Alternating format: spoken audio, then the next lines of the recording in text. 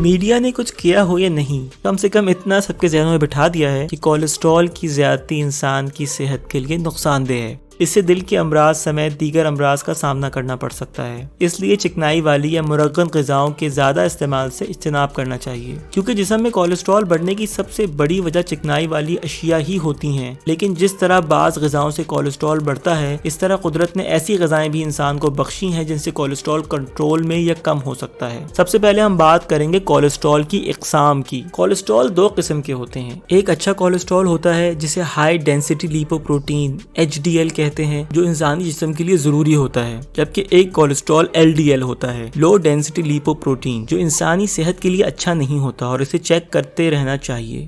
LDL cholesterol خون کی باریک شریانوں میں رکاوٹ ڈالتا ہے اور انہیں سخت کرتا ہے، جبکہ HDL LDL کی رکاوٹ کو دور کرتے ہوئے آرٹریز سے جگر تک لے جا کر باہر نکال دیتا ہے۔ HDL خون کی نالیوں کو نقصان سے بچاتا ہے۔ LDL یعنی غیر صحت بخش کولیسٹرول امراض قلب کے خطرات میں اضافہ کرتا ہے۔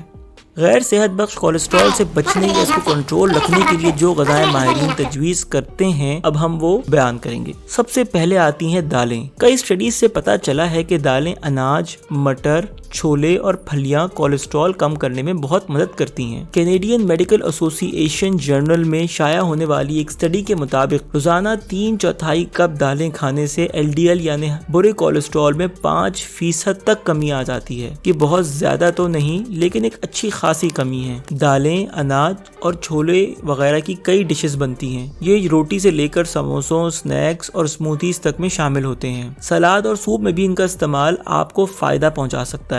دالوں اور اناج سے پروٹین حاصل ہوتی ہے اور ان میں چکنائی نہ ہونے کے برابر ہوتی ہے۔ ایک کپ پکی ہوئی دال میں صرف 230 کیلوریز ہوتی ہیں۔ اور تحقیق کے مطابق دالوں کا استعمال بلڈ پریشر کو خطرناک حد تک بڑھنے سے روکتا ہے۔ ماہرین کا کہنا ہے کہ دالیں انسانی خون کو صاف کرنے میں اہم کردار ادا کرتی ہیں۔ سبھی دالیں آئرن کا خزانہ ہیں۔ ایک پلیٹ دال کھانے سے مطلوبہ خوراک کا 37% آئرن حاصل ہو جاتا ہے، اور دالوں کا ایک بڑا فائدہ یہ ہے کہ یہ ہمارے پٹھوں کو مضبوط بناتی ہیں۔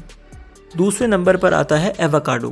پینسلوینیا اسٹیٹ یونیورسٹی کی ایک اسٹڈی کے دوران زائد وزن کے شکار افراد کو 2 گروپس میں تقسیم کیا گیا۔ دونوں کو وزن کم کرنے والی ڈائٹ پر رکھا گیا۔ ایک گروپ کو ایووکاڈو سے محروم رکھا گیا، جبکہ دوسرے گروپ کی ڈائٹ میں ایووکاڈو شامل تھا۔ اس گروپ کی LDL لیول یعنی جو برے کولیسٹرول کا لیول تھا، اس میں 14 ملی گرام پر ڈیسی لیٹر کمی دیکھی گئی، جبکہ ایووکاڈو کے بغیر ڈائٹ اپنانے والوں کا برا کولیسٹرول یعنی LDL 8 ملی گرام پر ڈیسی لیٹر تک کم تھا۔ تیسرے نمبر پر آتی ہے جو تو ویسے بھی کولیسٹرول میں کمی کے حوالے سے سپر فوڈ کے طور پر مشہور ہے۔ تھائی لینڈ میں کی گئی ایک ریسرچ کے مطابق کولیسٹرول کی زیادتی کے شکار افراد کو 4 ہفتے کے لیے جو کا دلیا دیا گیا۔ جن لوگوں نے جو کا دلیا استعمال کیا، ان کے پورے کولیسٹرول میں 5%، جبکہ برے کولیسٹرول یعنی LDL میں 10% کمی دیکھنے میں آئی۔ جو کے دلیے سے بھرا پیالہ فائبر، آئرن، پروٹین اور وائٹامن B سے بھرپور ہوتا ہے۔ اس کو غذا میں شامل کرنے کا مطلب یہ ہے کہ آپ کولیسٹرول کی وجہ سے ہونے والی دل کی بیماریاں اور بلڈ شوگر جیسے خطروں سے بچ سکتے ہیں، اور آپ کا نروس سسٹم بہت بہتر ہو سکتا ہے۔ چوتھے نمبر پر آتا ہے بادام۔ جرنل آف نیوٹریشن میں شائع ہونے والی ایک سٹڈی کے مطابق ناشتے سے پہلے 10 گرام یعنی تقریباً 8 بادام آپ کی صحت کو بہت بہتر کر سکتے ہیں۔ ان باداموں کا استعمال آپ کے HDL کی سطح کو بڑھاتا ہے۔ 6 ہفتوں میں اچھے کولیسٹرول کی سطح 12 سے 14% تک اور 12 ہفتوں میں یہ سطح 14 سے 16% تک بڑھ جاتی ہے۔ نہار منہ بادام کھانے کے علاوہ یہ کئی اقسام کے کھانوں، مٹھائیوں، کیک اور شیکس میں بھی استعمال کیا جا سکتا ہے۔